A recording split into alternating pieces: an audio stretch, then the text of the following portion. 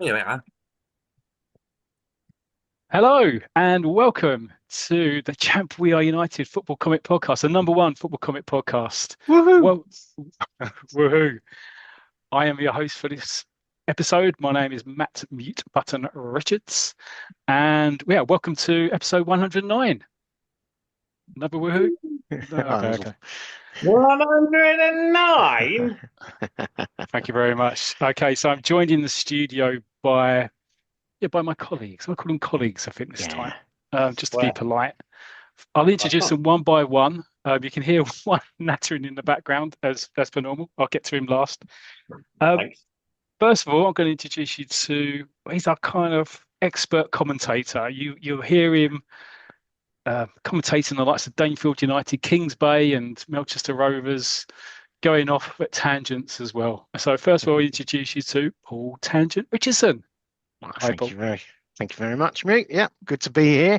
Really looking forward to this one. Another one of our very special episodes, and I feel very privileged to be involved. But obviously, I shall leave more on that from you to come. But yeah, really looking forward to this one. Good stuff. Good stuff. Welcome.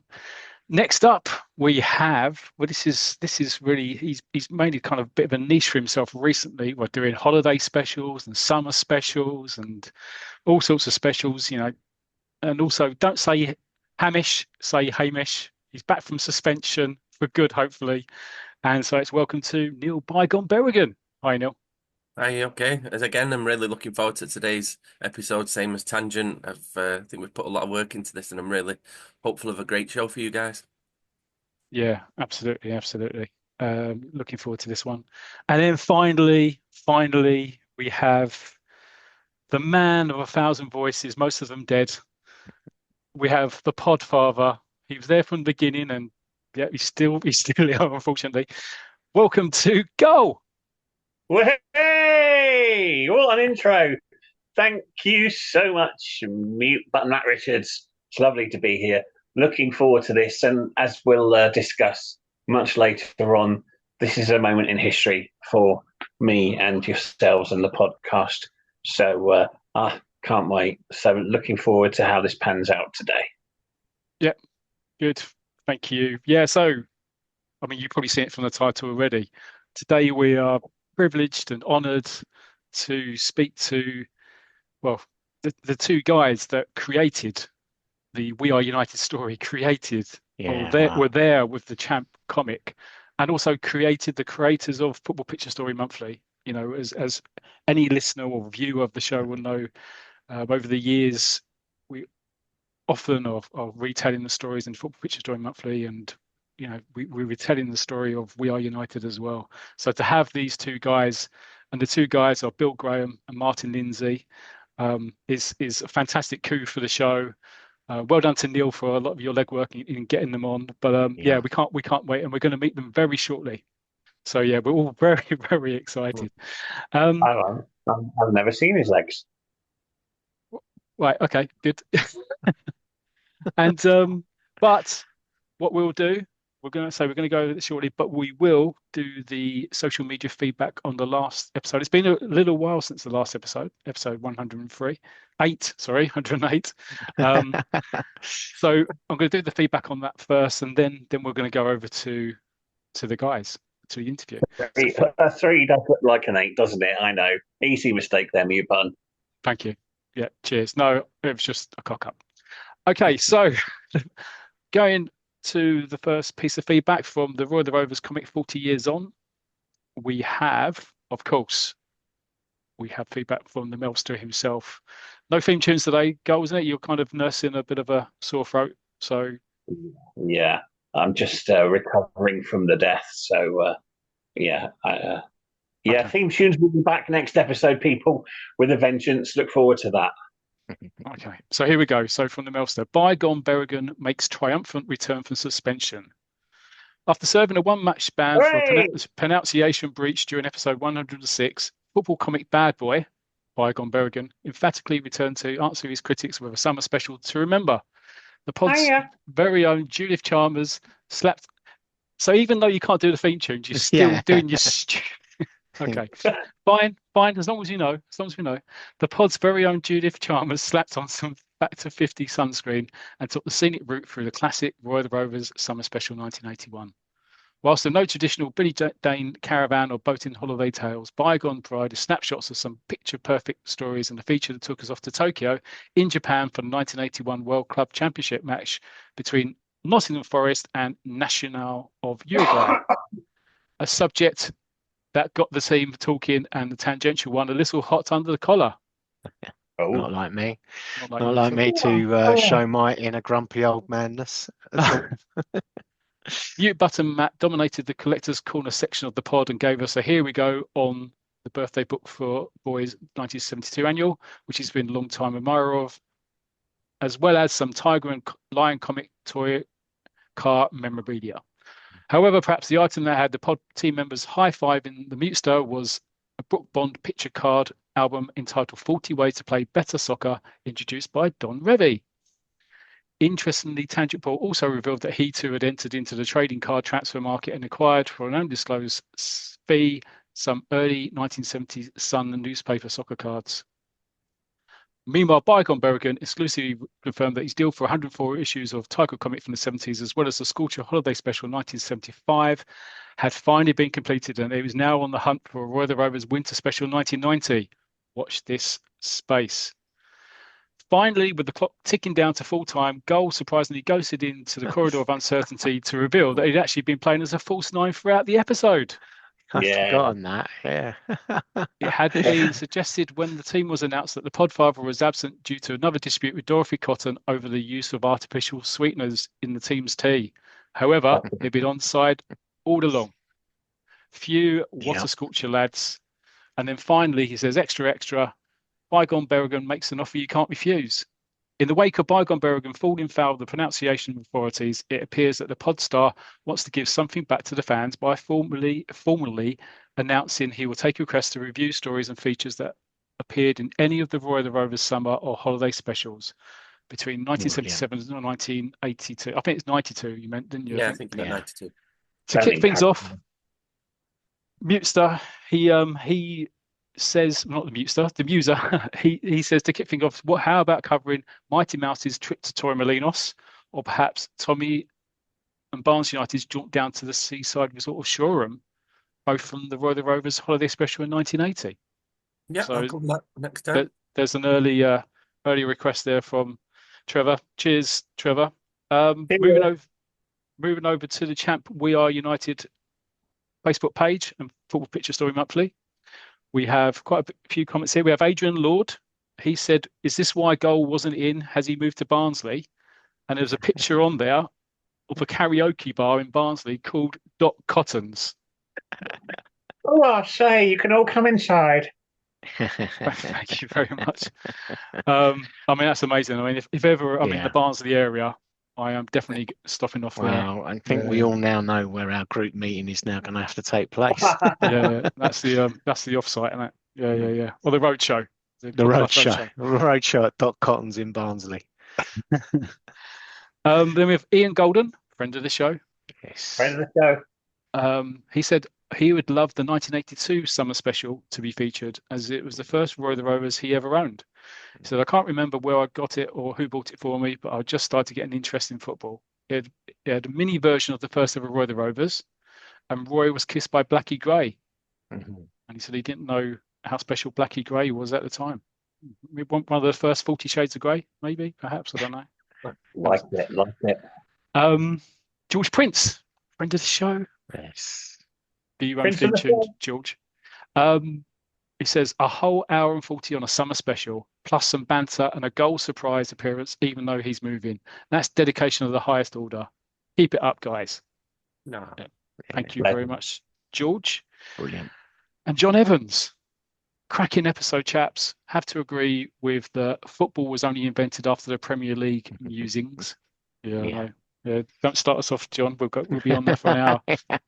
He mentions, though, he says, we have supporters, because I know John is a Stoke City fan. He said, we have supporters who think that Rory Delap was our best ever player. Yeah. Ever heard of Sir Stan or the great Gordon Banks? Yeah. Also glad to hear others have embraced my wife's nerdy shit comments. Keep up the good work. So shout out to Mrs. Evans, who does our marketing. Yeah. Sorry to interrupt. I mean, we love all the feedback, but yeah, I really did. I was chuckling when I read that one. I did. And the lap one just got me up on my grumpy old man stuff again.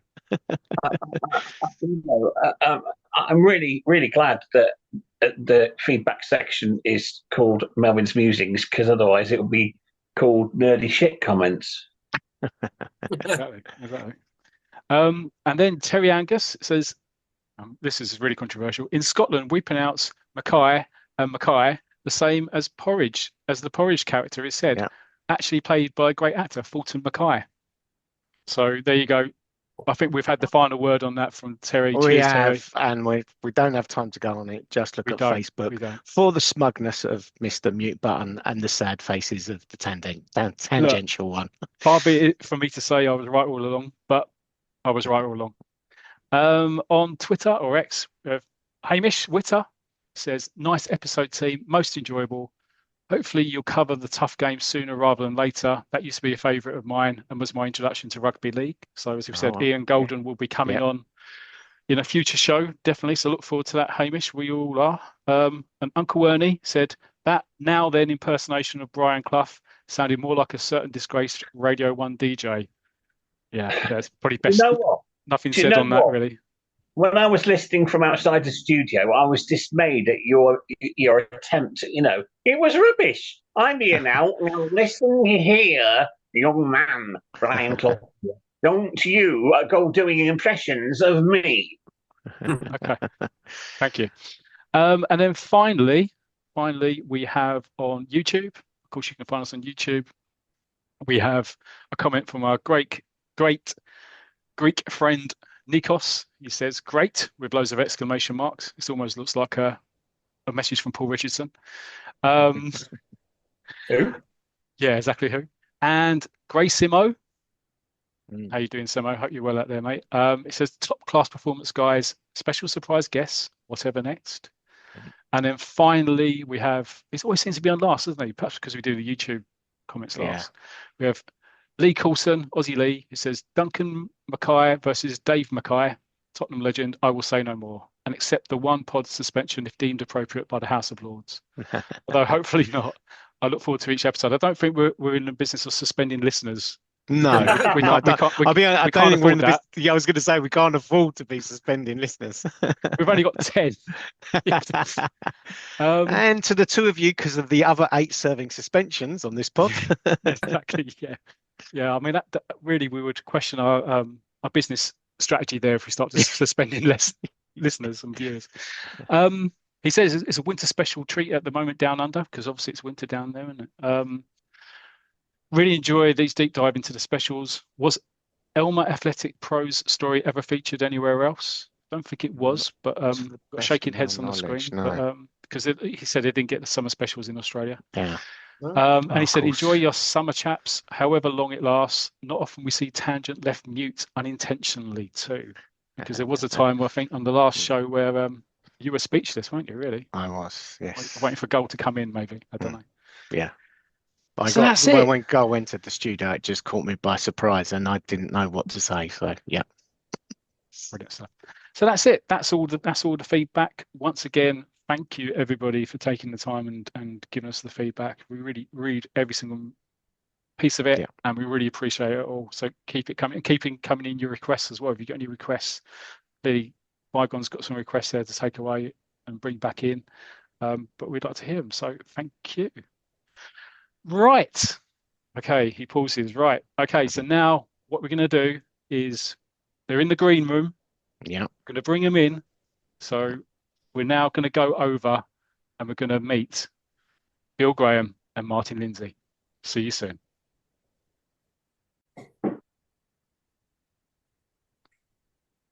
And welcome back. And yes, so we've now been joined, to come out of the green room. We've now been joined by a very special guest. And as we record this on a Sunday afternoon. The Glastonbury Festival is going. And what do they do on a Sunday afternoon at Glastonbury Festival? They have the Legend slot. So hence, we are in the presence of comic legends. So I'll introduce them one at a time. First up, I'll introduce this man. Started working for DC Thomson back in 1963. He worked on various comics as a sub-editor, but then mainly as editor. And these publications included The Hornet, The Wizard, Warlord, The Crunch, Buddy, Spike, Star Blazer, The Hurricanes, Topical Times, Football Book, and Football Picture Story Monthly, and I'm sure many more. I'm sure we've missed a few out. So first of all, welcome to the show, Bill Graham. Thank you. Good to be here. Excellent. Well, it's great to have you on, Bill. Welcome. And the second guest, he actually started working for DC Thomson a little bit later than Bill, in 1970. He began working on The Wizard, and also worked on The Rover, Hotspur, Scoop, I'm bound to miss one of these out, Victor, Buddy, Champ, Football Picture Story Monthly as well. Spike, did I miss it? Yeah.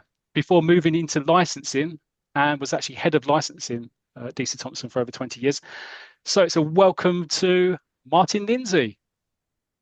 Very, very pleased to be here. A very interesting topic you picked for today.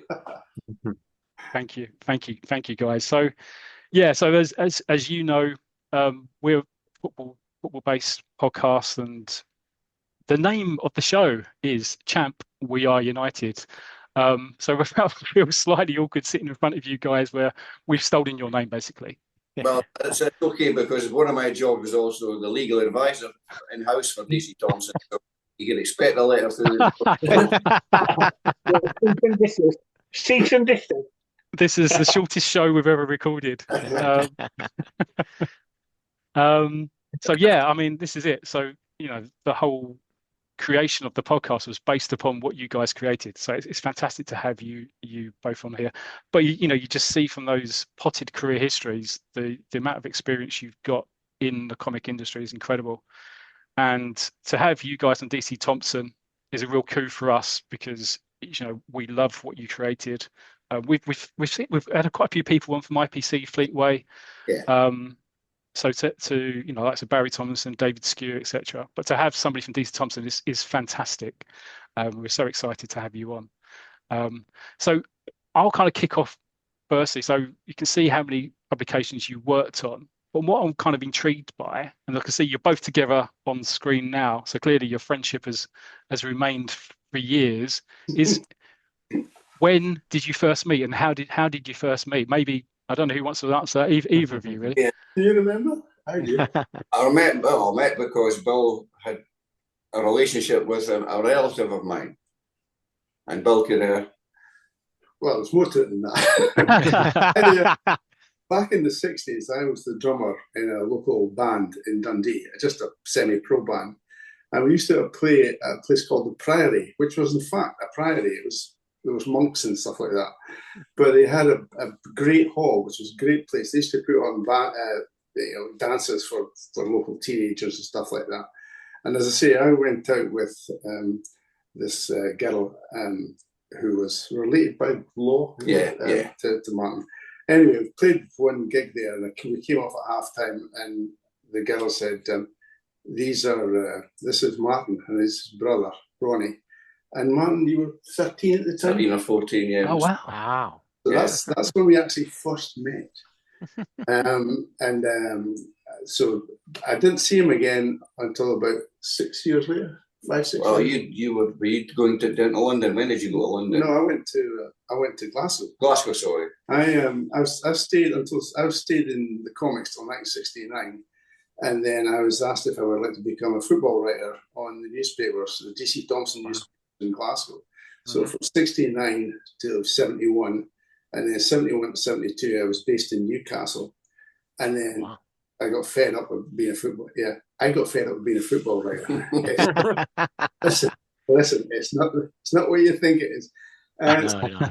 Back to DC Thomson's, and one of the first guys I met was Martin, who just started a year before, yeah. Oh, wow. And it was kind of interesting, because although Bill said obviously being a football writer wasn't as interesting as it perhaps as it portrayed a lot of the time, we both found that we had a huge interest in football from the playing side.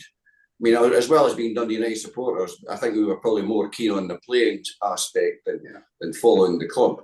Right. So we started in-house games with all departments, and we had brilliant. Yeah, and then we had a five-a-side league, a five-a-side game that ran from 76 through to till we retired. So, Really? yeah. I Wow. was out for five-a-side football 6 months before my 70th birthday. Wow, that's brilliant. And because I got into some kind of infection and I just couldn't manage anymore. And by the time it cleared up, I was 70 and I thought, nah, time to give it up. So that but Martin carried on. He carried on for good years. I'm still playing just now, but I've torn ligaments in my knee, so I'm out for about 6 months. So hope to be back after my 72nd birthday next month. Blimey. Wow. Oh, I'm even more jealous now. I'm only 54 and I've already retired through injuries and stuff. I think people retired you though, wasn't it, Paul? I don't think you had a choice. In all honesty, it got so bad that if I was falling over, as you do in your career, you kind of just move back the field, and I ended up in goal, and I couldn't even then stand up after taking a goal kick, and that was when I knew it was over. The football gods were telling you what was going on. Yeah. So that was how we met. Right. Okay. Just read out the CVs there briefly. It was we probably crossed over. We worked on most comics and that together, and that's where obviously the opportunity for We Are United came from, because we knew each other well, and we both came up with ideas constantly. Yeah. And now if you were away on trips with the company down to London to meet authors or artists, you have plenty of time on the train or at that time. So you just had obviously a good time to try and create something.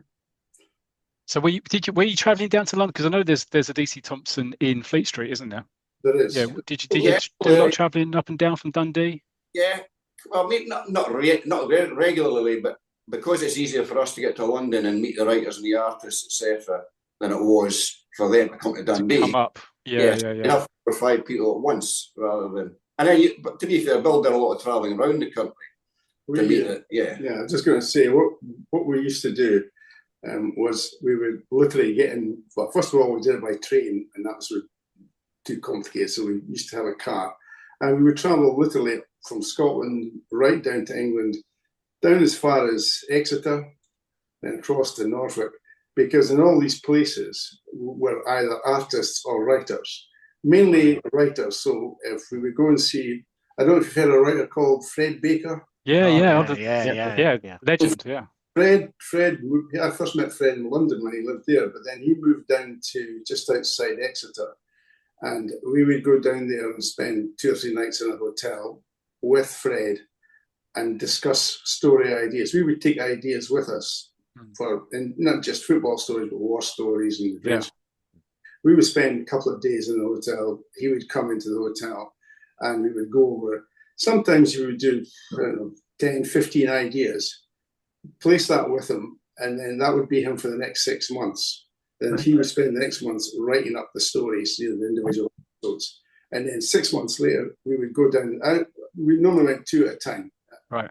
2 editors or 2, an editor and a sub-editor. And as I say, we saw people there in the Midlands. We had a very good writer called Ron Carpenter, who was based in just outside Worcester. The guys in Leicester, up in the north someplace, where was it, Macclesfield or something like that. And that would be a 6-monthly thing, not just us. The girls' editors, for instance, would do the same thing. Yeah. They would go down and place stories for the Bunty and the Judy and stuff like that. Yeah. And apart from that, we also went to London and met the writers who were based in and around London. But that was mainly for artists, because a lot of the artists were based in London, but all the agencies were based in London. So because of Fleet Street, obviously, being a hub. Yeah. That was how we went about the business of contacting the artists, contacting, especially the writers. It was important to see the writers discuss the storylines. Occasionally, a writer would come up with an idea himself, send it up to us, and if we said, "Yeah, that sounds good," we could discuss it with him and went down. Occasionally, we had to say, "No, we're not quite sure." But that's how we originated the storylines for all the main stories. From yourselves as a creative team now, and then you go out to the writers. Right, okay. We did it. So before I pass over to Paul, I'm just interested, just a few, because so you first started working together, I guess, in the 70s. Yeah. And then what has interested me, obviously being football comics, but obviously we're interested in lots of comics, is that DC Thomson never actually had a fully fledged football comic. I mean, Scoop was very much probably the closest entry into this, and Bill was obviously heavily involved in that as well. Scoop should have been football. I should have been. It was originally meant to be. There was an editor was appointed that didn't know anything about football and wasn't too keen on it. So he decided he would bring in different sports, all different sports. Okay. Originally planned to be a 100% football magazine. Right. That's amazing. That's fascinating. Yeah. But no names. No. That's fine. Well, I tell you, as you know, Martin, we have legal people. For this. Apparently, we've already got a licensing issue coming our way. Apparently, yeah. But yeah. Okay, and then obviously you moved on to the likes of Buddy, came out in 81.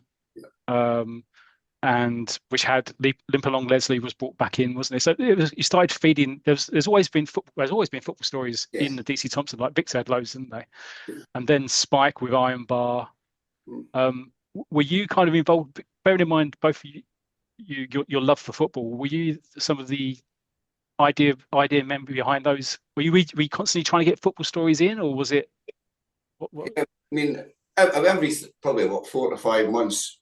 If Bill was the editor, he would call together the whole staff and he'd have half a day just going through ideas that you'd thought through and then pitching them to the rest of the staff to see what they thought. And then they would come up with to other ideas to maybe make the story stronger or introduce a new character.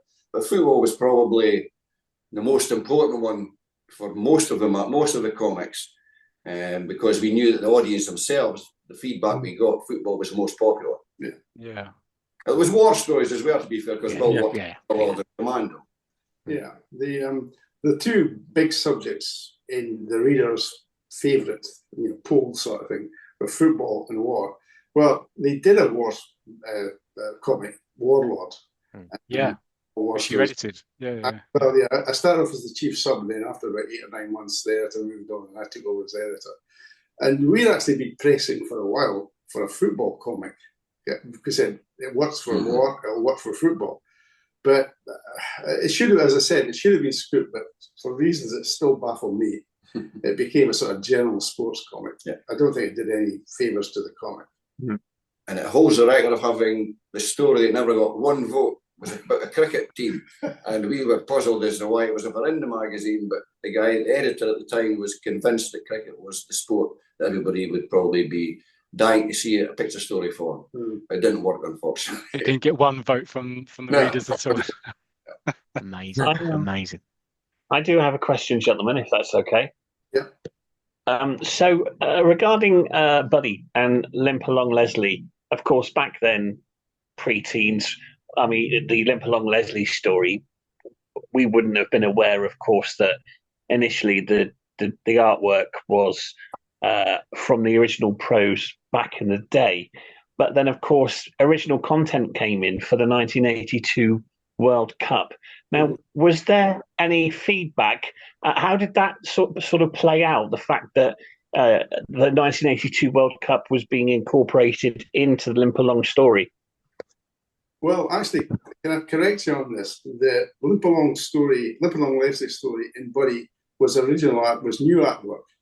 The original story had been drawn, I can't remember the artist, but we had it redrawn by an artist called Neville Wilson. We went back to the original stories and had it re-scripted. We obviously kind of brought up modernized it. But the original story appeared in The Wizard. Probably The Wizard or The Rover, to be fair, as a text. Yeah, that's right. We got it. Yeah, Wilson, he was a very, very good football artist. He drew the version that was in Buddy. So that was how that came about. Regarding your question about the 82 World Cup, I think what we were doing by that time, we would refer to real events like the World Cup or European Cup. Whereas in the old days, the old football stories kind of ignored them. Exactly. The World Cup, maybe it's because we were Scottish and the World Cup was us. And it's probably where the idea for We Are United resonated with us, that because although there was we both worked on lots of comics with great football stories, none of them had a timeline. It was never maybe there was a cup final thrown in or matches. There was never personal lives. There was nothing really that reflected what a life of a footballer could be. Yeah, that's true. Yeah. Well, at that point, so we segue into that? There's Paul, so I hand over to you to kind of talk a bit more maybe about Champion. We Are United. Well, I was gonna say, obviously, some of my questions you've already kind of touched on them, but if maybe we can go in a little bit more depth. And of course, the first one is, like you said, your memories of the We Are United story, and how you came up with it, and what were the ideas, and kind of really the birth of that story, and maybe the Champ comic as well. Well, I think we were looking for something in Champ a little bit different. We had some other stories that maybe weren't the traditional stories, but as Martin says, the football stories, we decided on two things. First of all, the 9-page format that had never been done before, except Thomson's. But that brilliant. The room, if you like, to give a full background to the story, the characters and things like this. So that's what we did with that.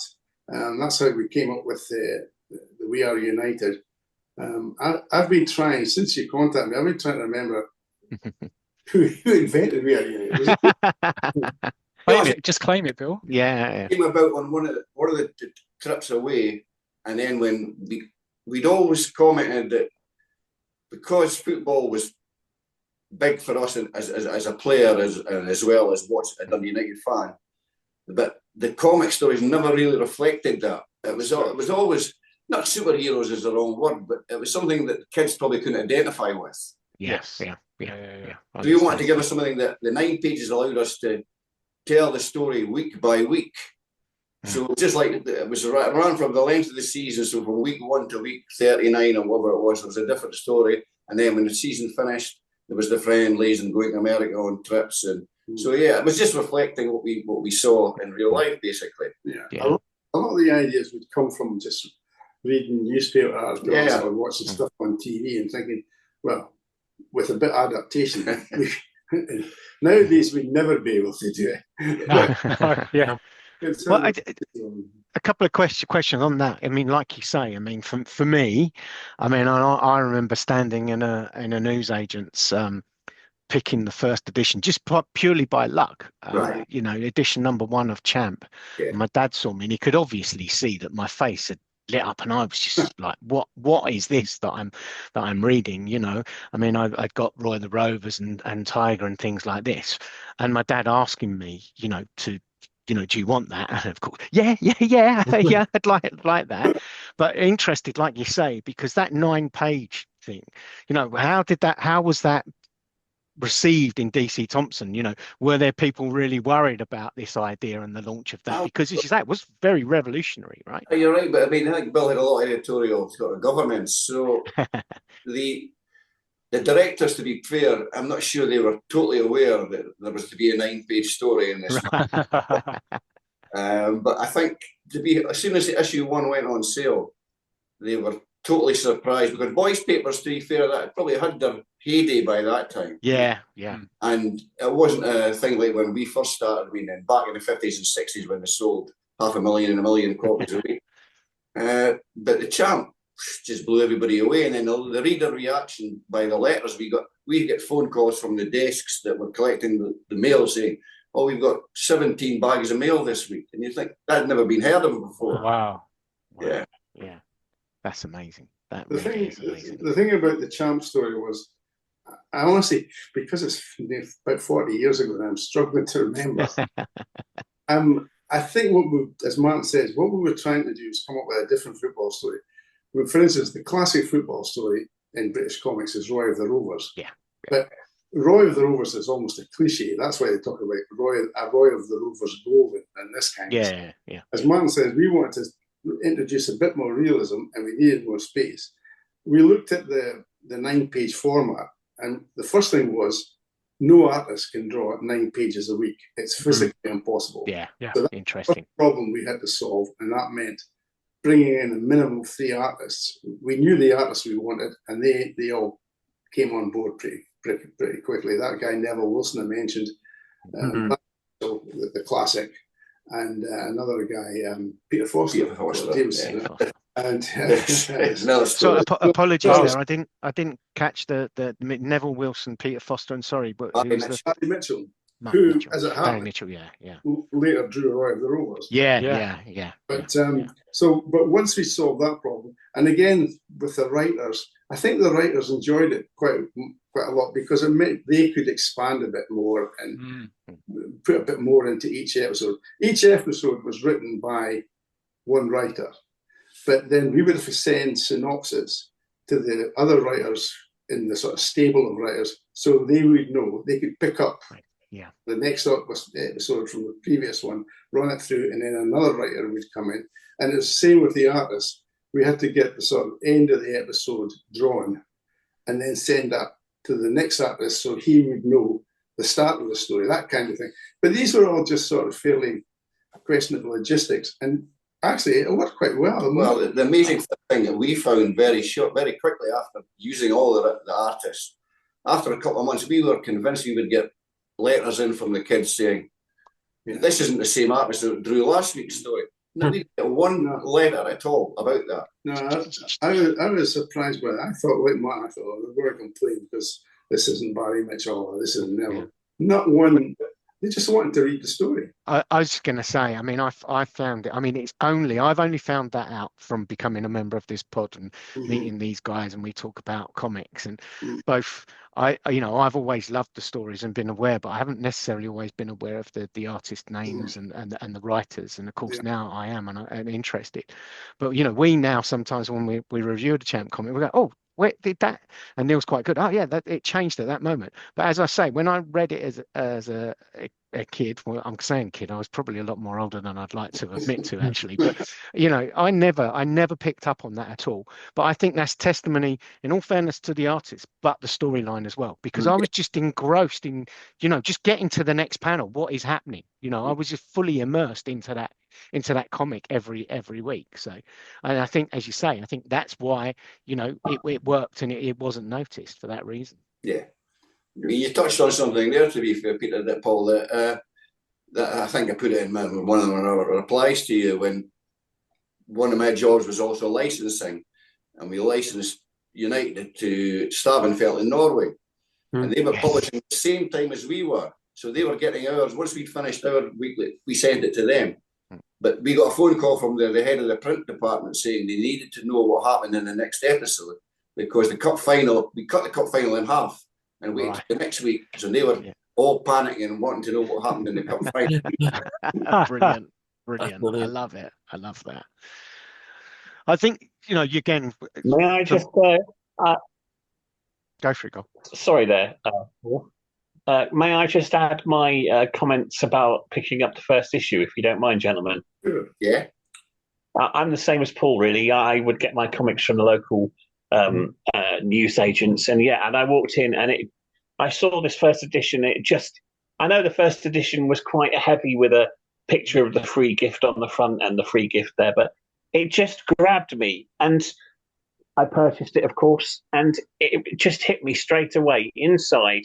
The attention to detail, the fact that there was like a program on the first 2 pages, so to speak, listing, the history of and everything like that. That was so different and so brilliant.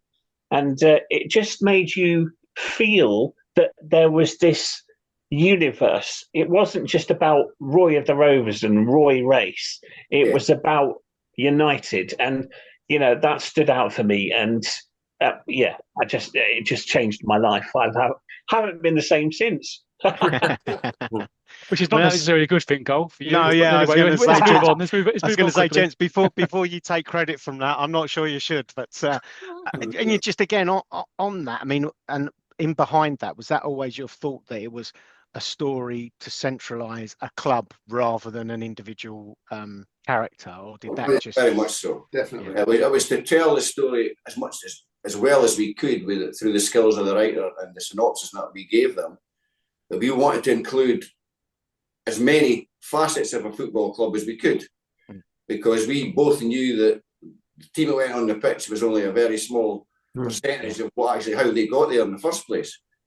So we wanted the backroom staff, the tea lady, the trainer, the reserve team, the manager, the coaches, everybody and still make it. The problem was it had to be interesting and had to be quite fast moving. Otherwise, kids would get fed up, quite rightly. Yeah. No. Brilliant, absolutely brilliant. And then sort of on that, how far ahead would you plan the stories? I mean, would you, at the start of the season know, like when United started, I mean, was promotion already planned, and what were your thoughts after that, or was that then down to the writers? Yeah, I think the first bit was that we wanted to introduce a club that had glory days, but had struggled, but then the fight back to the top. But to be quite honest, did we then plan the whole season?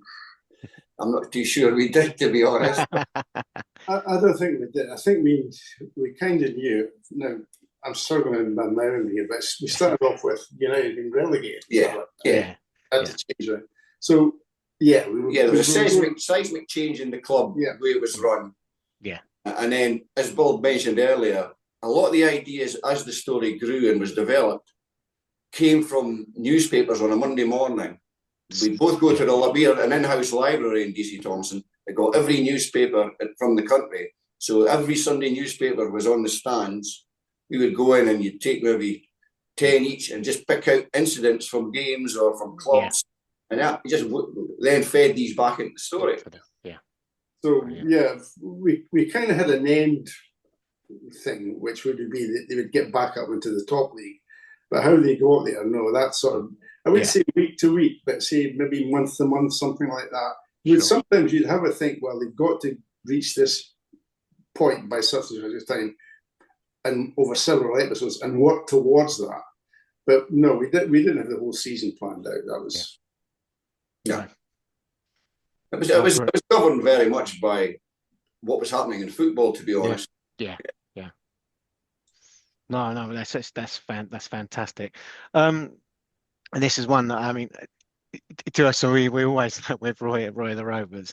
Did you have a location for United Riverton in your minds, or again, was it that you wanted to leave it so it was wherever the reader was living? We just wanted to be from a big English city, so that no one could feel that I wasn't from Birmingham, I wasn't from Manchester, I wasn't from Newcastle. So we tried to be, I mean, I don't know how clever we could be or how clever the writers could be, but by not giving it a specific location and not putting any sort of places that people could recognise and say, oh, they must come from Manchester, there's the whatever museum there. So no, it was to include everyone if we could, and so they could all become United fans, basically. Well, it certainly worked there as well. I mean, so kind of we discussed this. I mean, but so there's obvious similarities with real players and the opposition teams. But in your minds, was that again down to the writers, or was there anything clear in your mind that a certain character was based on, or a club?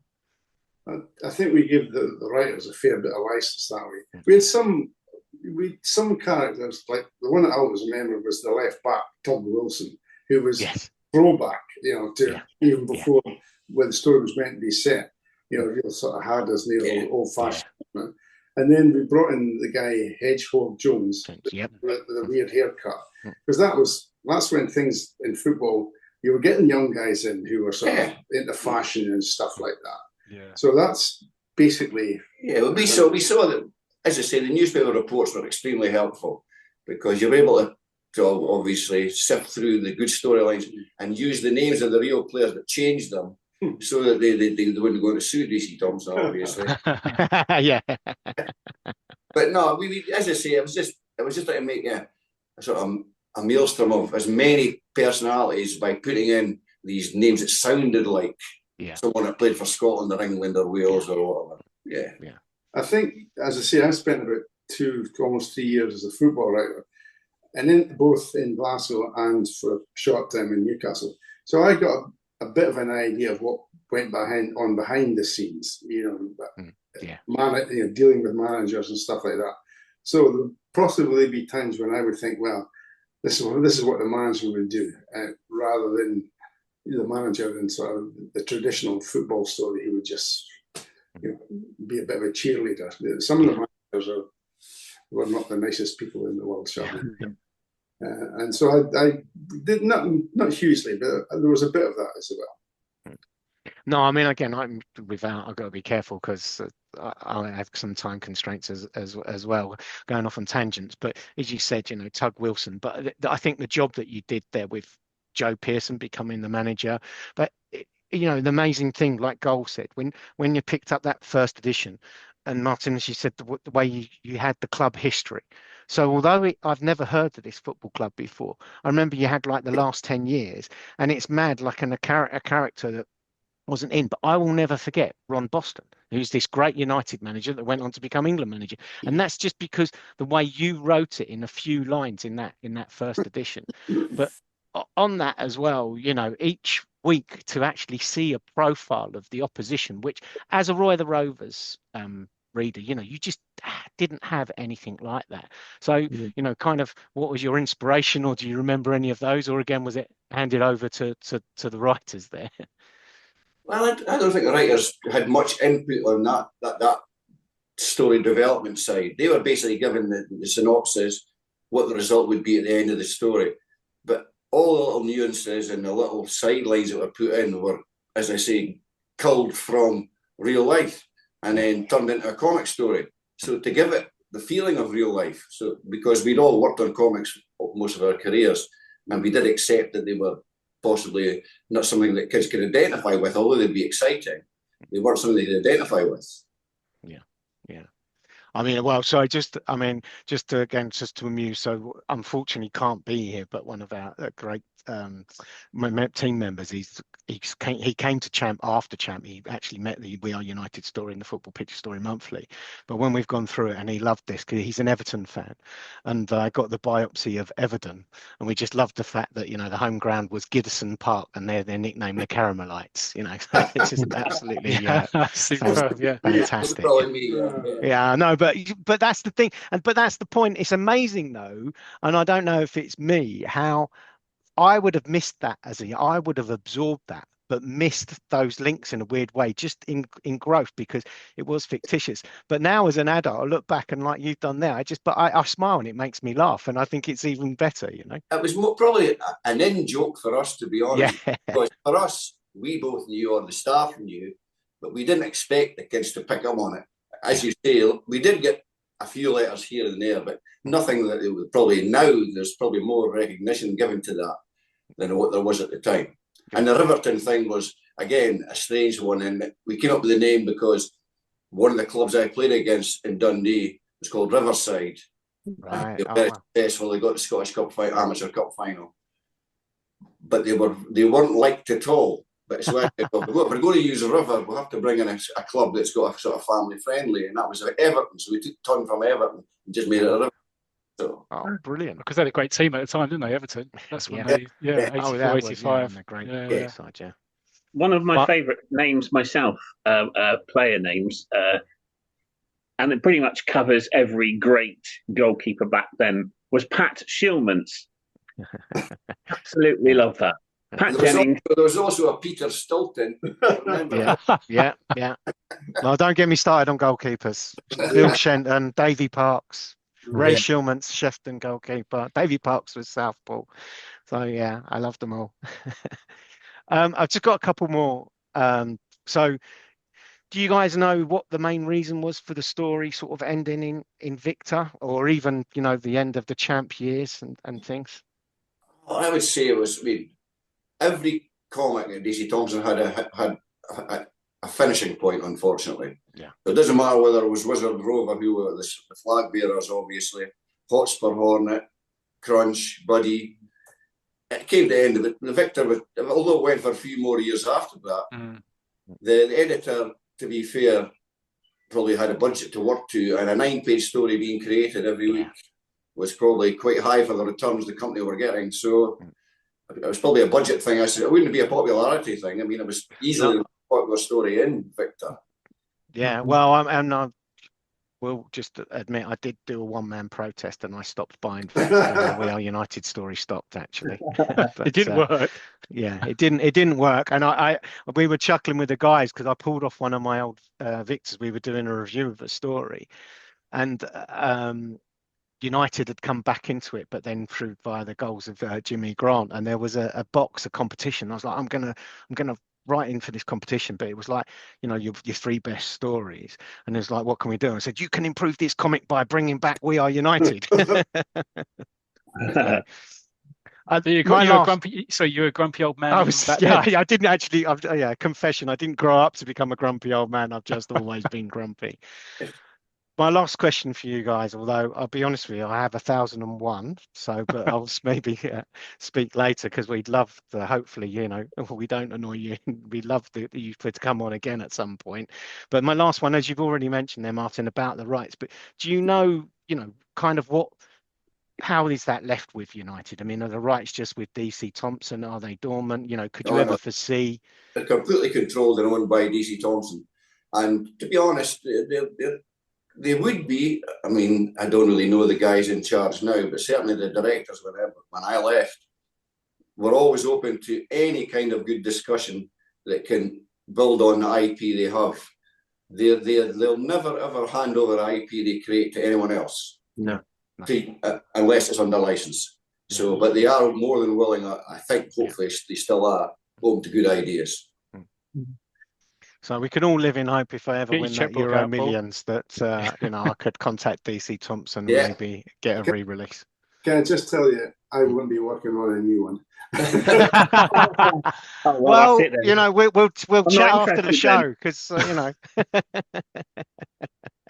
It's just a shame there's never been an annual, like an annual for Champ. It's just, or even a We Are United. It would be nice, personally. I don't know. I think comics are just. I mean, as you guys all know that the market has just collapsed. Yeah. Online digital stuff has just killed it, and I can't see. Maybe we could be wrong. I can't see that a digital version of We Are United where it get its audience from. No, exactly. Yeah. It's getting out. It's promotion. It's the marketing of it, isn't it? Yeah. I think the problem is that the outlets aren't there anymore. All the corner shops have gone. I was in my local supermarket this morning, and the comic section is just completely dominated for sort of little girls under 9 or whatever. Yeah. They're about £4.50 for a comic because it's got some kind of weird free gift on it. But what I do think is that if there must be an awful lot of guys like yourselves, and please take this the right way, if some kind of rebirth of Champ came out just in a sort of one-off or something like that, there would probably be a market for it. But the problem would be trying to reach the market. Reaching the market. Whether it'd be pointless trying to put it into a newsagent or even a supermarket. There would have to be a way of reaching. I think possibly there is a market there. There is a readership, but it's reaching them. That's the problem. I think that's an interesting point you make about how you reach the audience. But a possible way around it is a Kickstarter campaign where people that are interested in maybe getting something like this back out there, you'd know how many people would be interested by the amount of pledges of money you get on a Kickstarter campaign. So you sort of already know what your market is there and the interest. I don't know if that's something that can be thought about in the future for someone interested, maybe contacting DC. But anyway. Well, this is it. So- You've got to have the market first, haven't you, before you can Yeah, go yeah. to you Yeah, have to be sure. You're right, Goal. You're right. Yeah. I mean, there was a little bit of the story from our careers at DC Thomson. We all when we worked on the boys' papers. The sales were so successful for these titles that when you reached as low as 300,000 copies a week, it got chopped and you brought a new one. 300,000 copies was the Mate, cut. that's amazing. Oh, you're breaking my heart. Go on, Bill. What was that? Sorry, what was that, Bill? I thought it was 200, but I'll bow to my. Like Champion, whatever was, Yeah. when it got to 300,000, that was it. Yeah. But Do you as know you're saying, they kill for that now, wouldn't they? You know, Oh. if you were selling 10% 200,000. of that. There's no weekly titles now. They're all monthly. So, yeah. I was just going to say, I mean, let's face it. I mean, I'll probably get this wrong. You guys know more than me, but even national daily newspapers now are struggling. I mean, those kind of figures are just unbelievable when you think about it, right? Can I give you a brief example? In the late 60s, early 70s, I worked on a newspaper called the Sunday Post, which is published by. Yeah. It once held the record, the Guinness Book of Records, for the greatest saturation coverage in its marketplace.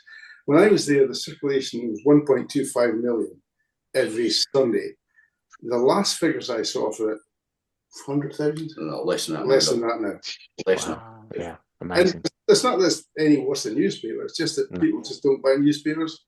They don't buy. Different channels, aren't they? Yeah.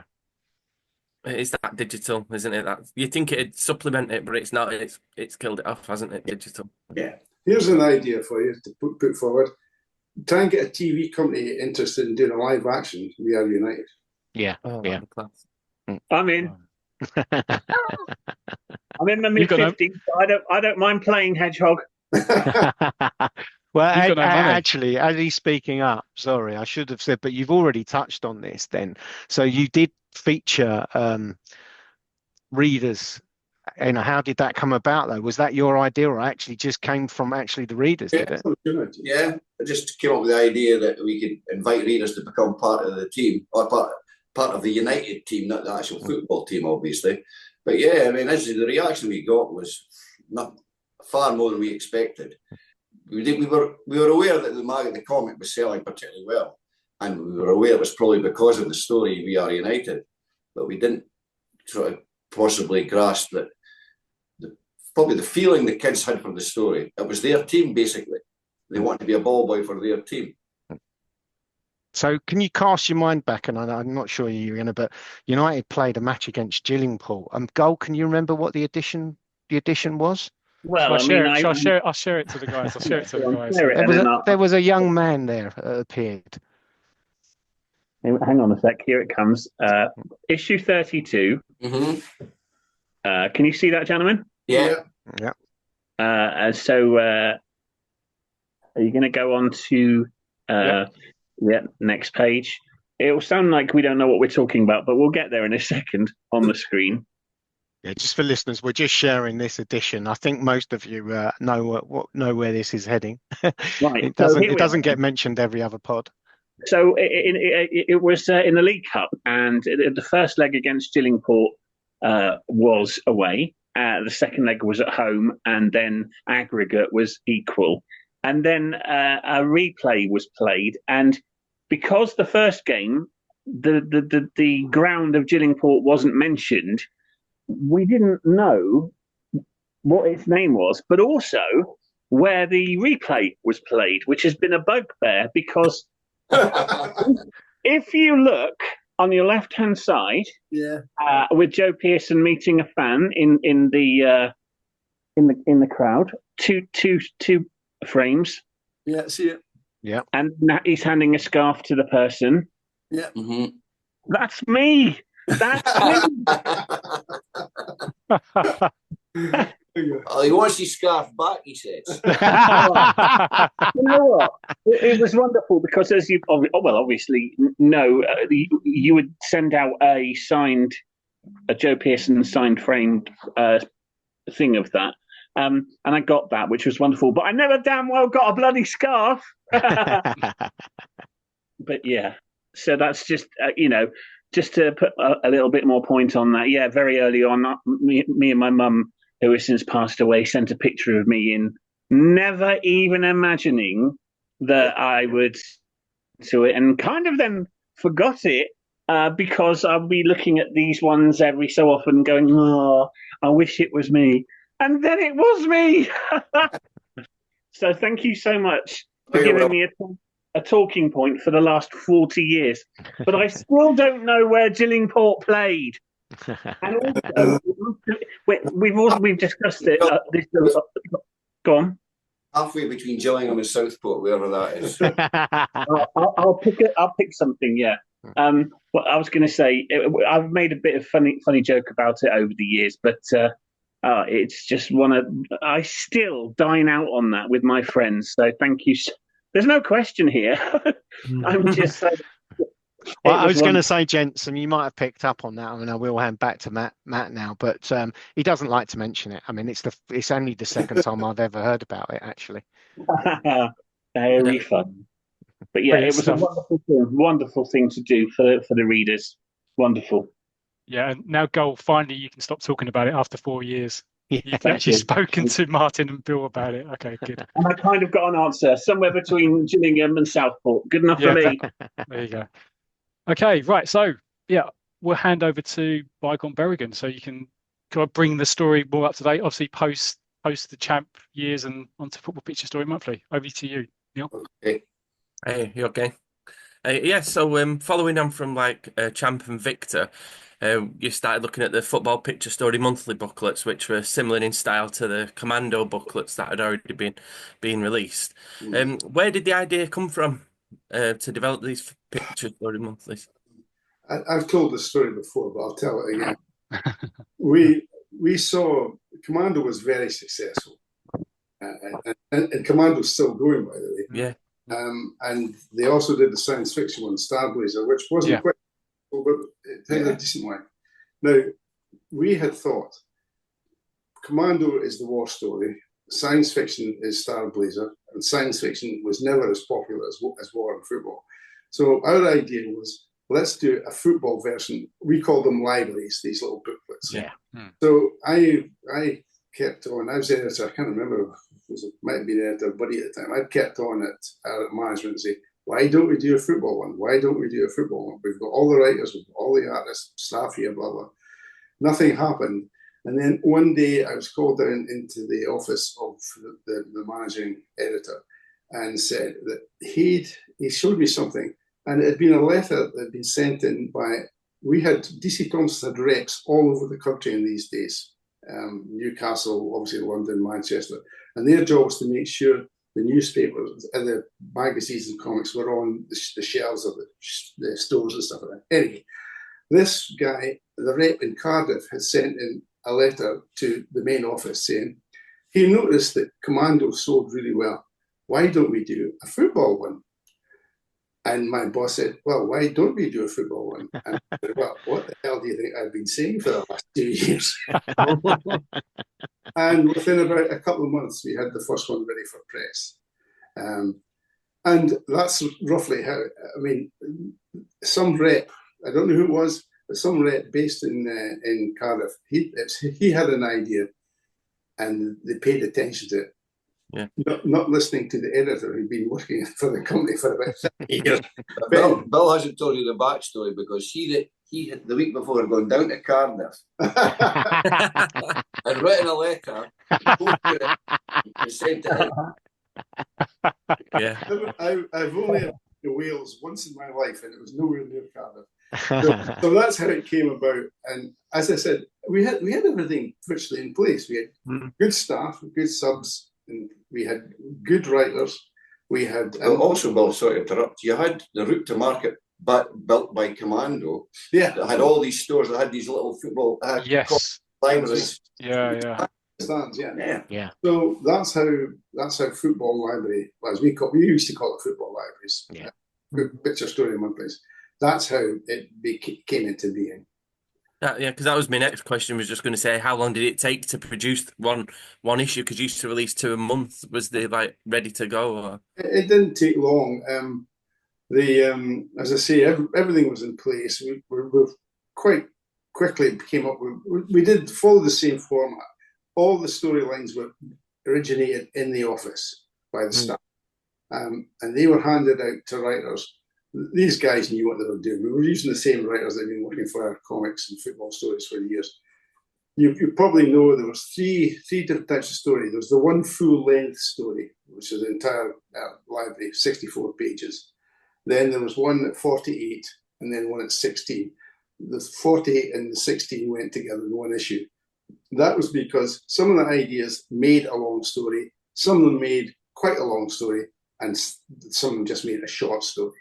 So that's how we did that. Once that went out, I would say 2 frames per page. So an artist could possibly draw an entire library in maybe 2 weeks. Yeah. Oh. There's roughly only 1 frame per page. Other times there's 2 frames per page. Divide that into 64, so that comes down to around about 30 pages or something. 30 frames. So that they were able to do that. And the short ones, they would rattle off in 2 or 3 days. Once we got the writers, and once the writers were writing, place the stories, the scripts would come in, and then we could actually plan out where everything was going. We knew we had X amount of long stories, X amount of mid-size, and X amount of little ones. So you could actually plan out 2 or 3 weeks in advance, maybe even a bit more. Once the artwork came in, the type was added to it, everything was subbed, titles were drawn on. From there on, it would take maybe 6 weeks from there to printing. Yeah. So once we had everything in 6 weeks, and then go into the process of getting printed, getting distributed. That's roughly the time frame. I mean, even the little stories, I thought there were some cracking stories over them 16 pages, like the Kit Carson, the scout ones. I mean, there's only so many times you can scout a player and develop stories from it, but they were lovely self-contained stories, I thought. I'll give you a little secret here. The scout stories, believe it or not, indeed, DC Thomson's used to have a huge art department, and they would be artists, there would be letterers, layout people, and stuff like that. One of the letterers was a guy called Davy Small. He'd been an ex-professional footballer in England. I think he played for Peterborough and someplace else. Oh, wow. He was actually one of the scouts for Dundee United who found a lot of the players that went on to win the league for Dundee United back in '83. He was instrumental. And he's a really nice guy. I used to go and chat to him. So you get some ideas of what, in these days, a scout, there was no agents. Yeah. Guys turn up on a Sunday morning watching, boys football or something like that and spot players. So I'm not saying he did everything came from Davy, but that we actually had our own scout down in the art department, and we could refer to him. That's amazing. It is, because that was going to say, where does some of the inspirations come from some of these? I mean, for me personally, I like Klein and Powell. I've done a couple of stories of them on there. Where did you get them? That was my next question. Where did the idea come from? You like your Klein and your Powell, your John Stark? I'll tell you about John Stark. Yeah. Klein and Powell, basically, to be honest, was just researching newspapers and taking glimpses and storylines and ideas and who's good guys, who's bad guys within a club. And if you put it to its worst extreme, you're going to have a really nice guy, a superb player, a really horrendous guy that annoys everyone, but is also a successful player. So you had to try and get someone to control or make them sure that they gelled. And obviously that was the good guy's job to do. But yeah, it was interesting because I can't remember who wrote it, to be fair. I think Fred Baker. Maybe Fred Baker. Maybe someone. I think he said to me, whoever it was, you're giving me a difficult one here, because he was finding it how to put it together. So he didn't always think the guy was too good. The guy was too good. And that sounds like Ron Carter. Yeah. Because I think that is a story, to be honest. I think that could be well adapted for modern day football. You see the exteriors of some, not naming no footballers at all, or I've got any in mind, but the exterior to the public might be the fact that they're really good, but behind the scenes, obviously, they might not be, and and vice versa. Oh, they're a bad guy on the pitch, but behind the scenes, do a lot of work for charity or whatever. So I do think it's something that would be pertinent in today's football. Because we always, when we're having our chats, we always talk about what possible storylines could there be. Who would Powell be managing England and different things like that. But he's a snide and different things like that. But Yeah, that was. But the other thing to say is like when Football Picture Story Monthly started to take on, and there was We Are United stories in there. Was that intentional? Was that another vehicle for We Are United to feature? Or Yeah, I think when I mean, to be fair, Bill was more involved in the sort of birth of Football Picture Story Monthly. It was always intended to use the best stories that appeared in the last 20 years, say 25 years, and condense or create one-off stories rather than long-running serials. But yeah, United was, but obviously that with Jimmy Grant and various others. Yeah. The other one you asked about was Stark. yeah, I'll tell you how that came about. Around about, I can't remember the exact timing, but something might be in the 70s. I can't remember. There was a thing called the Bosman ruling. That was, have you heard of that? Yeah. He's a Belgian guy who managed to get free of contracts. Freedom of contract, yeah. There was that there where players could move around much more easily. But also about the same time, George Best, who's always at his end in his career, he was turning out for all sorts of teams. He played at Hibs once, didn't he? Go to played for Hibs or Hibs something? for a Yeah, while. yeah. But he also played for some non-league side in England. And I remember reading the story. The chairman of this non-league club had said to Best, "I'll give you £1,000 a game. Just come." And it was worth it because that put more than £1,000 worth on the game. So I put the two together, the Bosman ruling, which was players could move out. It used to be players would sign a contract, and that was it. They couldn't get away from the club unless the club would feed them or they got a huge transfer. And sometimes there was cases where players fell out with the club and just never played, but they couldn't move on. Anyway, put the Bosman ruling together and this thing about a football mercenary, George Best, who could play a handful of games, even 1 or 2 games at a time for a set fee. I put them together and came up with John Stark. I added the bit in that he got bonuses for every goal he scored or something like that. And that's how the character came up. Brilliant. It's brilliant character. the mercenary John Stark. That's him. Yeah, and the other characters that come with him, didn't they? There was like even in Football Picture, there was Cosmo Kent. He was also a mercenary, wasn't there? Yeah, and I think there was a villain as well who didn't like him very much. Can you remember that? Yeah, there was somebody, a cruncher. There was a defender. I can't remember. There's a couple of other players. bad I must guys, admit their names escape me at the moment, but yeah. So and of course, the timing was perfect as well. The first two, that first month, of course, number one, Stark mission in Mexico, tie in with the Mexico '86. But of course, number two, We Are United, and a similar thing happened to me.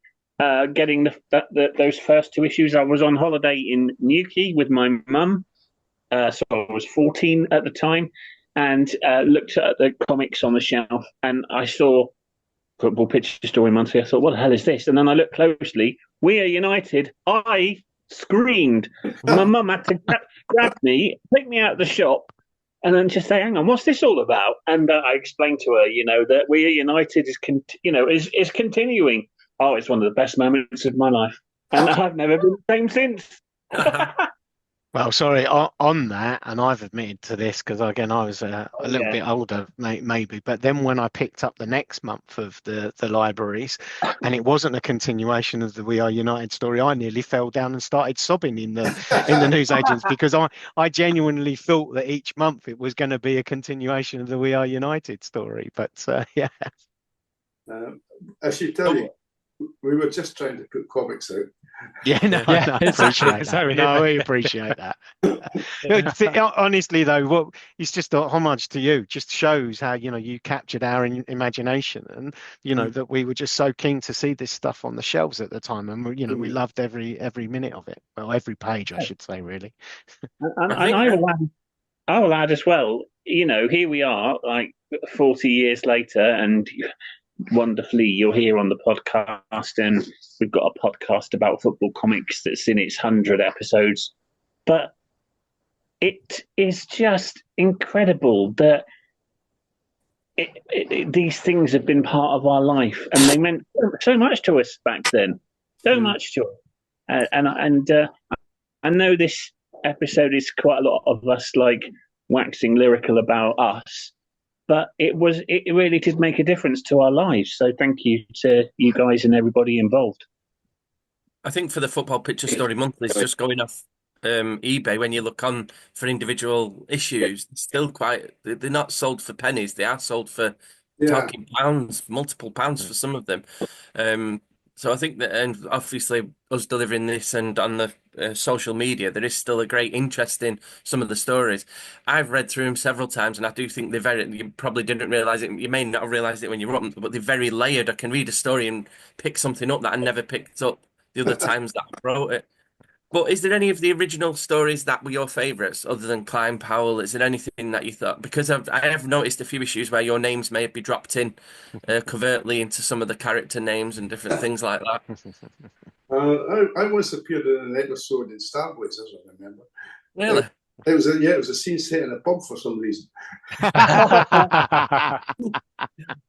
Did you? Were you in? I wasn't aware. No, can't remember. The one I always remember, you were a player in, well, it was also reprinted number 10, The Challenge. There was a midfielder, Martin Lindsay, right. from Newcastle. So was he good?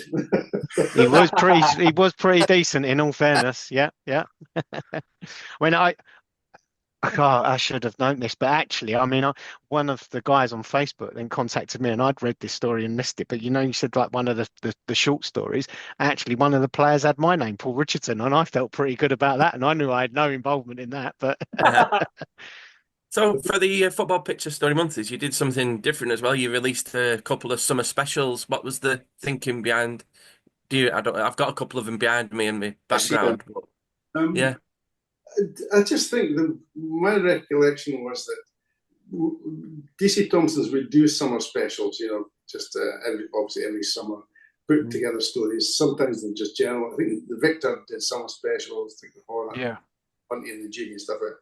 But there was an audience, we thought, and it was quite easy to put together the picture story special as well. And I'm just looking at them, I remember looking at them now and think, God, I'd forgotten all about these. They're quite rare, to be honest. These are amongst us and a lot of the collectors. These are really, really treasured items because, as Neil said, they're actually very, very, very rare. So I wish I'd kept some of my copies. As I say, if you've got a box somewhere, Bill, you better dig them out the garage. Yeah. Especially the one with Ian Aldridge, I think it is on the back. That sells for like up to £80 an issue. Because to be honest, look at the faces. Sorry for listeners who are not on the YouTube, but both Bill and Martin are looking quite astonished at that valuation there. Yeah, it's especially complete because it contained a poster as well. But when I was, I think I was about 12, 13, but very rarely he saw these advertised, the summer specials and the football. I used to get the weekly news, and there was always an advert in the weekly news for Football Picture Story Monthly. But do you think that was a factor, the fact that was you restricted on how much you could spend to advertise both the comics and the specials, say? I think, here's what I think. Going back to the 50s, the comics, I'm talking about Beano and Dandy, Rover, they sold in millions. There's a famous story I'll tell you very quickly. The Dandy holds the record for the biggest print run in a British comic. 1 week in 1950 or 51, it sold 2 million copies. Now, it printed before the Beano, and so they started the Beano run, hoping will match the Dandy, but they had to stop the print run because the same printing presses were used to print our newspapers. DC Thomson's did daily newspapers. So that's the reason why the Dandy is the biggest and the Beano isn't. That's how big any. The point was, in these days, the story went that these reps of DC Thomson's would go into a news agent and say, how many Beanos, how many Dandies, how many Victors do you want? And there is a story, I don't know if it's a public following up, that a news agent said, well, I'll take 2 dozen of these. And the rep said, no, I'm sorry, you can only get 15 because the demand was so high. And this sort of atmosphere persisted through DC Thomson's, that all we had to do was put the stuff on a counter and it would sell. And that was true all through the 50s and certainly into the 60s as well. When things started to change, I think, to be fair, Thomson's circulation department struggled to come to terms with it.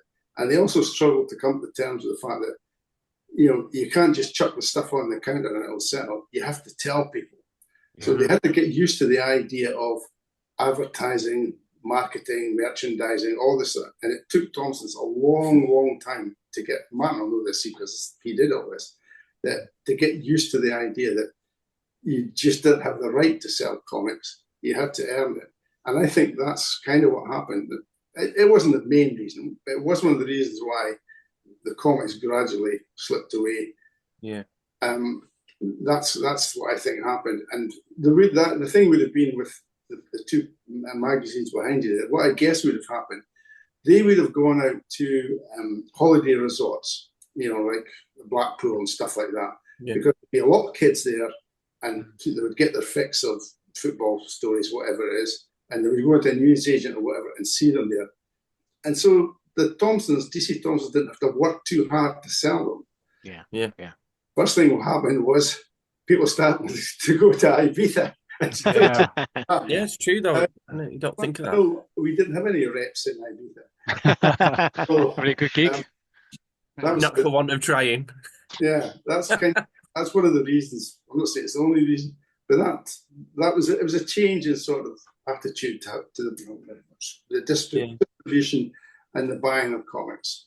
I mean, I used to go, when I was at the age of, I bought comics when I started reading comics when I was about 5 or something. But we had a local newsagent, and I just went there every Tuesday, every Thursday, and picked up my comics. They were waiting on this counter for me. That lasted, as I say, probably into the early 70s maybe, and then things started to change. Yeah. I'm gonna have a search when I get home and see if I've got that one. No, I find it interesting because, like I said about Champ, and even in those days, I think it was changing. But I found that first edition of Champ was just purely by chance. And I remember at the time sort of thinking, so my dad, we used to drive my nan from work. She worked just across the road from where we lived, and my dad used to drive her to the train station. And on the way back from the train station, for some reason, we stopped off, and this was this new big shop, and it was just a bit more than a newsagent. But I remember it being massive, and it had this whole wall of just magazines and everything. And I just picked up Champ, but that was pure chance. And like I said, the reaction I had to that. But if I'd have seen that advertised, I definitely would have wanted it. But as you say, I mean, that was just literally purely by chance. But now, as you say, if you go into any shop now, and I do still look, but the comic section, it makes me laugh because basically the comic section is really for really young children. It's not a comic section that I would remember. And then by it is just all the, the Shoot, which is no longer around, but the Match of the Day, match football type magazines, and then the Match Attacks and Panini stickers. And that's that section, and that's it. There isn't anything like that. There wasn't a limited amount of advertising. I can remember probably in the early 70s, Thomson's used to use an advertising department based in London. I can't remember the name now. But they used to come out and they would say, here's a campaign. I remember when we launched Warlord, the war comic, here's our campaign for that. And we had sort of all ideas. We had sort of ideas of sort of commando attacks on screen, getting clips of films and stuff like that. And then, somebody sort of nodded and says, you know how much this will cost. So we got a flash of the front cover and brand new comic. And the only other advertising I remember, and what you said just a minute ago about reading the weekly news. That was one of the newspapers I worked on when I was in Glasgow. And again, the circulation of the weekly news in the early 70s was 750,000. Yeah. Wow. We could get ads in our own local, the Dundee Courier and the Dundee Telegraph, that's the local papers, the Sunday Post, the Sunday paper that we had, and we could get ads in things like the weekly news, and sometimes in other comics, like Victor would carry an ad. But with the newspapers declining, Thomson's being reluctant to spend big money on an advertising campaign. That's why you hardly, I mean, for instance, the football picture story libraries, I think the only advertising we had was in our own Yeah. Well, I was just on that, and it's only actually now as an adult, and you see my sort of collection behind. Yeah. A lot of the Victors, yes, I purchased at the time, but as I said, I threw my toys out the pram when We Are United story stopped, and I didn't buy it.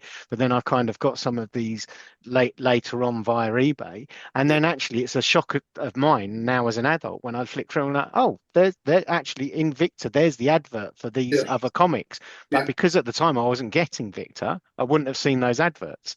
Yeah. So to run from 86 to 2003 is a great run, I think, for the little football picture story monthly comics. And was it just the fact that the readership just dwindled off? Is that or was it? Did you run out of stories? No, I don't think. I think, believe it or not, I think there might be 2 or 3 scripts still lying in the office. Oh, don't tell us that. Yeah. No, I'm serious. Maybe not the artwork, but we would have had the scripts ahead. My recollection here is, and I'm kind of fuzzy about this. My recollection is we used to do quite a lot of what we call libraries, and apart from Commando, football, and Star Blazer, we used to do these romance libraries aimed at. There were sort of Mills and Boon in pictures, and one of them, I can't remember. I think it was called Life with the Waddings or the Waddinghams, and we found out that this was selling particularly well, and they wanted to increase the circulation, but to increase the circulation, they had to cut something out. So football picture story libraries, they got shoved out so they could produce more of these. Interesting. Love magazines. And I mean, it's purely a commercial decision. Yeah. Right. Because that was going to say, we're all obviously would love it to come back, and we see that Commando is still going strong. It's going to be the same answer as before, isn't it, regarding if there is a market for it now. Even I sometimes like to think, is there a digital market for it? But there is just not that. I don't think. For us guys, we love it, but it's just trying to bring new people in. And for youngsters, I've tried to get my son to read it. He's like 14, and it's not there in front of him straight away, or anything like that. Listen, I think interests have changed, haven't they? If it's any consolation, I've got 2 sons, and the younger one is football crazy. I can't get him to read. He was 12, 13, 14. He just wouldn't read anything. Right. He read the football papers, and that was about it. It's very difficult. The guys like yourself, there's a specific topic, football. You're immersed in that. I've also had slight correspondence with guys who are into the war comics, Warlord, Battle, and stuff like that. And they're saying almost exactly what you guys are saying, just substitute war for football. Yeah, of course. It's just I think we was lucky as a generation that we had these, I probably missed out in the 70s, but I've been able to purchase comics from the 70s. I think we're lucky as a generation that we could walk into a newsagent and buy these, whereas I think we've mentioned it without going over old ground as well, but certainly with the football genre, for me as a youngster growing up and finding Royal Rovers, obviously, which was my first thing, but football was a Saturday night match of the day and Sunday afternoon the big match highlights program. Maybe an odd highlights match on sports night, but there was one live football match, the FA Cup final a year. So for me to pick up a magazine, albeit fictitious, but to read and see football, filled. Whereas now, if you're growing up, if your parents are lucky enough, or you've got access to satellite television, I mean, let's face it, here we are now, we're in the non-season. There has been the under-21s championships being shown on Channel 4. Channel 5, you can although it's in the middle of the night, but you can record it during the day. There's the World Cup. Even then we're in the non-season, you can virtually watch a match every day. And I think so now to then turn around to a youngster and say, what, do you want to read this football comic? And they're saying, well, actually, I want to sit in front of the TV and watch the game, Yeah, absolutely. Plus, you can play the games. Which are just, when the football game for me was 2 lines and a dot going across the screen. It wasn't, it was called football, but it wasn't really football, right? The football game for us was little figures on the little base thing and flicking it with your finger. Oh, Subbuteo. Oh, yeah, don't. I've still got some Subbuteo myself. Just obviously, I'm conscious of time. We've been on for a bit now, but of the modern day problems that footballers face, what topics do you think you could feature in a hypothetical new football picture story monthly, or any storyline for Klein, Powell, or Stark?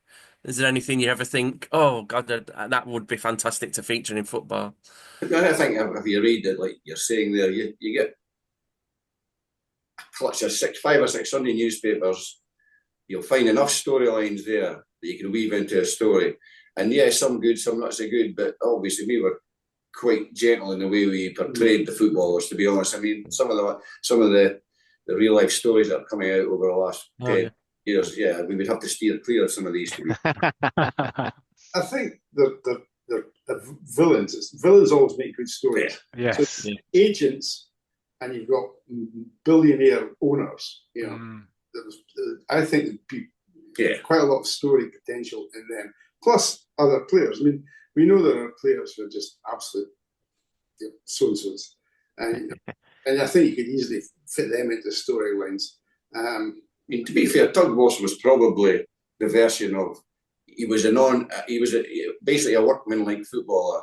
He wasn't particularly good. He was half decent, but he was very physical. And we all know a few players that we've played with, and again, to be honest, that'll be like that. Tug was what they used to call a club man.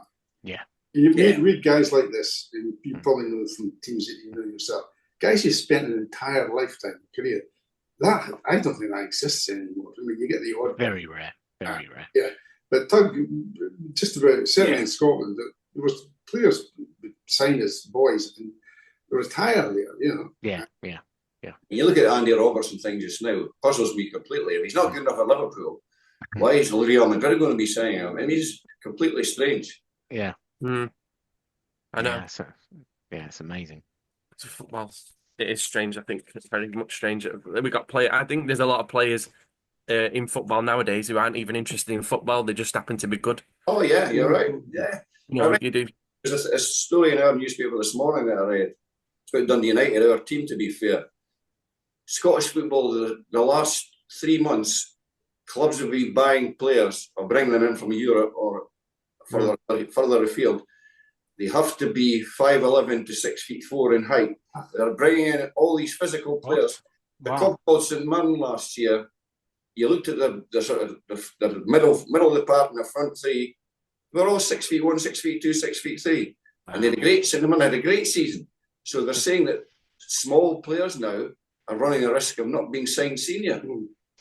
It's strange, isn't it? Yeah. I know a lot of our great players weren't tall. Paul Scholes, from my generation, they're not very tall. Two classics were Jimmy Johnson and Billy Henderson. Tiny wee guys, but you'd like to play against them, to be fair. Real legends, those are. I think you've hit on something there, gentlemen, for maybe one more edition of Football Picture Story Monthly. I mean, I'm 6'6" in my 50s. So, you could, me coming out of retirement in my 50s, 6'6" player, doesn't move anywhere outside of the 18-yard box and just lets the ball go off my head. Storyline for you. Listen, just my last question, and just to finish up from these. There is one of my favourite football picture story monthlies is issue number 32 called Against All Odds. I don't know if you remember it. That was about a Scottish team that had Dundee United colours, and they actually had a really good European run. I don't know if you had any influence on that issue. I would think it would be some influence, to be fair. That would probably mirror United. I'm fairly sure Martin Lindsay. Yeah, it just sprung to mind. It was one of my favourite early ones. So, I remember the cover of that. Yeah, the cover of it is actually, I think it's Rangers shooting the ball against somebody's back. Neil? Yes. Neil? What? Did you mention issue 32 there, did you? Oh, here we go. Right. You didn't feature in that one. I think I've not got I've got hundreds of questions, but as I say, I'm conscious of the time. It's been great to speak to you, and hopefully we'll get another chance to chat with you regarding Football Picture Story Monthly. I'll hand you back to Matt. Thank you. Thank you. Thanks, Neil. Well, okay, so that's been amazing. What we'll do is we'll go around and get the final thoughts from ourselves, from Goal, from Paul, and from Neil. But I mean, for me, that's just been, I mean, that time's just whizzed along, really. And we thank you so much for coming on. To us, it's almost like you're the Lennon and McCartney of the Champ We Are United world. You made up. Who's you? Yeah, see. This is now I've got to choose carefully, haven't I? Do you not remember me saying I used to be a drummer? I'm Ringo. Oh, Ringo, yeah, of course. Yeah, brilliant. You got him out of that one. Well done. Yeah, I did. Quickly moving along, but it's an absolute joy. But anyway, I'll pass. So, Neil, do you want to kind of find a few words? I think I've already said it's been a fantastic experience, and I think, like you say, it's like talking to your heroes. And I know you guys probably don't think of yourselves like that, but truly you are. For myself, it's been, like you say, it's gone too quick, and I'm going to be sat over the next week thinking of hundreds more questions I'd love to ask you guys. But what you said, to be honest, well, there's guys that we grew up with and probably know all of our lives haven't had a clue what we ever did at DC Thomson. Yeah, not a clue. Amazing. I bet. Amazing. Yeah, we do appreciate you guys, and you're personally my hero anyway. But yeah, lovely to chat to you, and I hope again that it's not the last time we do that. I've really enjoyed today's session. Thank you very much. Thank you. A real pleasure to meet you. Yeah. Go. Thank you. Thanks, Neil. Go. Well, I will keep it concise. Just, to get you guys on, my heroes. It's just, there are no words. Thank you for everything you did throughout all of your careers. And it's been amazing. Thank you. You're welcome. We enjoyed it as well, to be fair. Sure. And Paul? Well, yeah, as the guys have said, and genuinely, like I say, I wish actually that someone mobile. I'm pleased in my generation when I was a teenager, their mobile phones weren't around.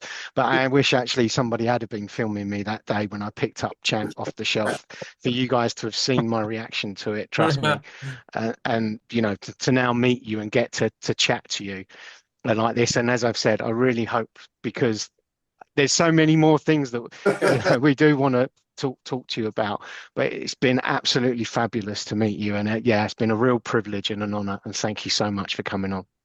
Enjoyed it thoroughly. Thank you. That's only one thing, Paul. The next time we'll be coming, could you move the Royal Rovers along?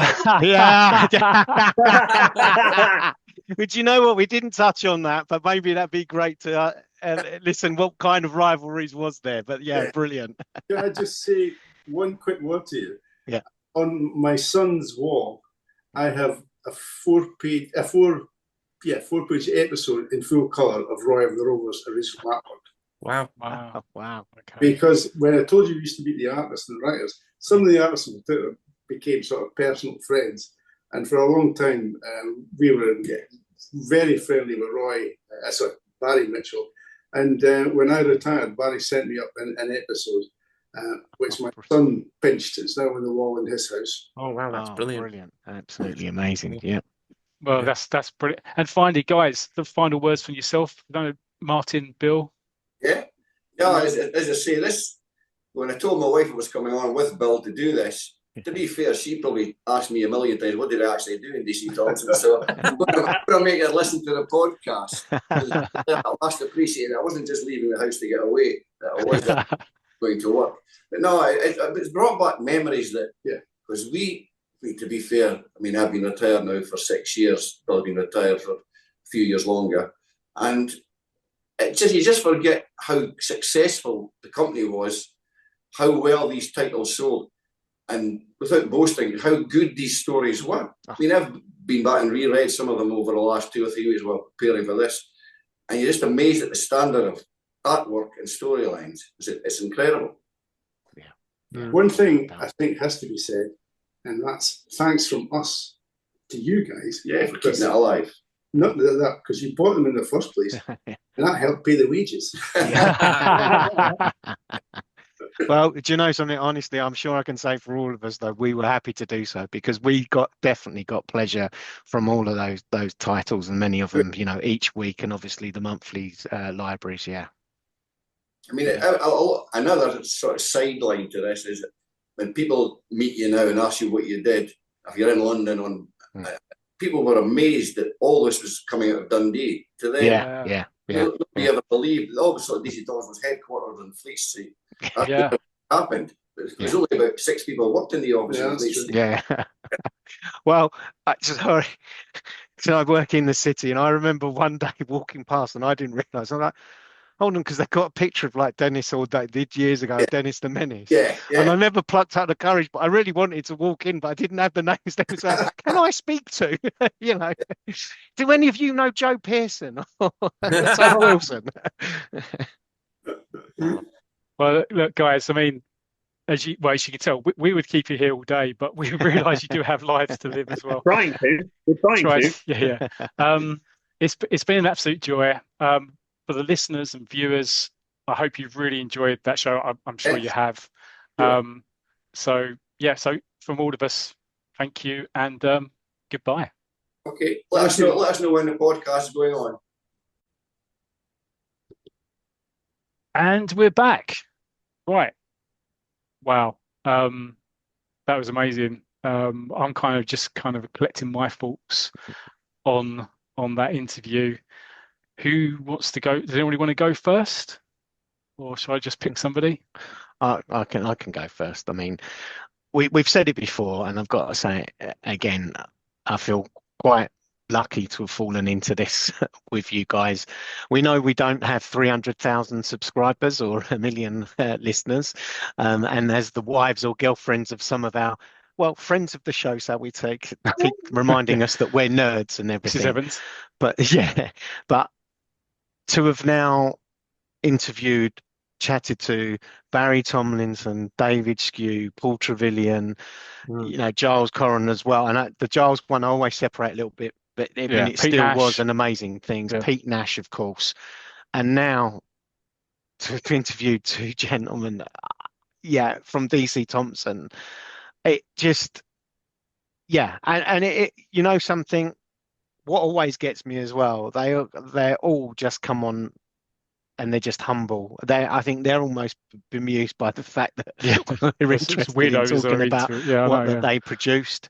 It was quite interesting to hear, was it Martin that said that in actual fact, most of his friends don't even know what he did at DC Thomson.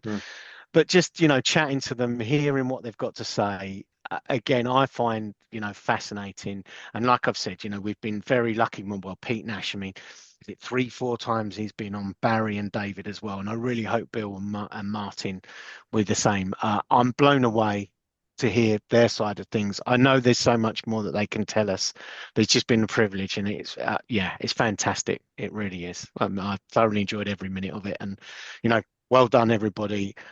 We're not professionals, but it turned into a chat again, and I think that's all we can ask for. I just felt like I had bumped into 2 guys, and sorry, you worked on you were responsible for the We Are United story, and just got chatting to them, and the only thing that was missing was the background of a pub and a table and a cool pint on a hot day like today. Yeah, well said. What about on my balcony? What about you, Goal? I think I said it all, didn't I, really? It's just breathtaking that these people are willing to give up their time. And you're so right. It's a kind of, they do seem bemused in a very slight way. It's like, my God, that was about 190 years ago.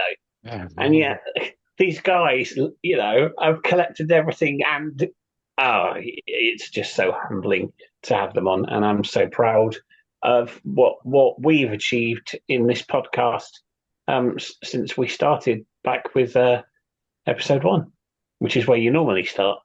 Well, you can start at other times as well, but number 1 is the best place to start. You're right. Well, 32 is good.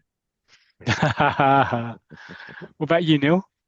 No, again, a really enjoyable chat with them both, and it's lovely when they give you little Easter eggs as well, like they mentioned about the Rivington name, where that came from, and different things like that you wouldn't know unless you spoke to them. And I think, and I think it's one of the podcasts I think I'll listen to 2 or 3 times, because the amount of information that they've told us, I think you'll pick up something new every time, just like you do with the football picture stories and Champ.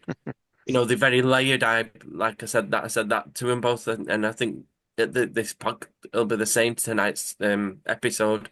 There's that much information they've given to us that I think a lot of it just went over my head. So we're definitely listening a couple of times. I think.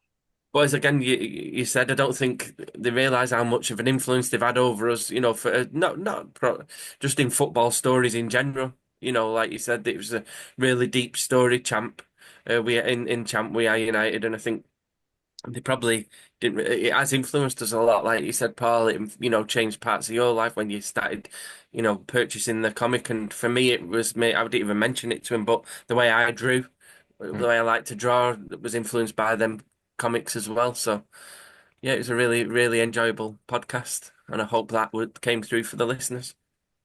Yeah, no, proud to be part of it.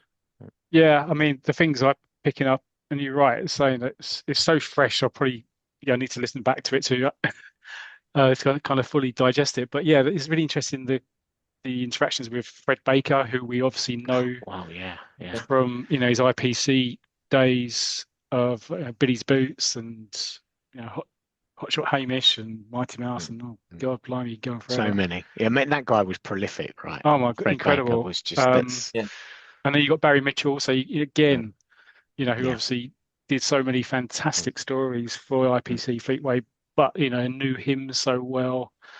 Them talking about Neville Wilson and mentioned Pete Foster. They said something about Pete Foster, but said that's a story for another day. So it might be interesting to kind of dig into that. That's just I just remembered that. And then the final bit I kind of think is that they both said that in preparation for the show, they'd been reading back and how proud they were as well of the quality of the artwork and the stories. So it's nice to kind of hear that those guys, even though it's 40 years ago, they've been reminded of how good the work they put out or helped to create was. So blimey, it's amazing. It was great. It was superb. And like we said, I hope, and I'm sure our listeners and viewers will equally enjoy it as well. So no, great stuff. Great stuff. That's 109. Wow. Episode 109. 109. So let's say our final guys. We've actually said our goodbyes, and we won't do the social media where you can find us, because I think most people know on Facebook and Twitter and on YouTube. Sorry to interrupt. I'll do the social media feedback, and I suggest that the listeners just slow it down, play it on like 33 and a third. So here we go. So listen back 33 and a third, and you'll get our socials. Thank you very much, and good night. I bet you don't. Good. Right. Okay. So, third. How old am I? Yeah, I know. Right. So, final goodbyes. Go. Oh yeah. Sorry. Me. Yeah. Who? Oh, bye. Neil. This will be the quickest goodbye. He's going to say it. Take care. Yeah. Hiya. Paul. Yeah, fantastic. Goodbye. And you're not our listeners, you're all friends of our shows. So I'm just going to say one thing, actually. Is there anybody else that you might be aware of that you think that we could reach out to, that you might be want to hear from? See, and we can see what we can do, because we keep on unearthing these gems. So one last, sorry, long goodbye, but well done, Neil. Brilliant work on getting that organised. Seriously, team effort. Really, really Team good. effort. That was 4 things. Goodbye. Brilliant. Okay. Yeah. Cheers, everybody. We'll see you at 110. 110.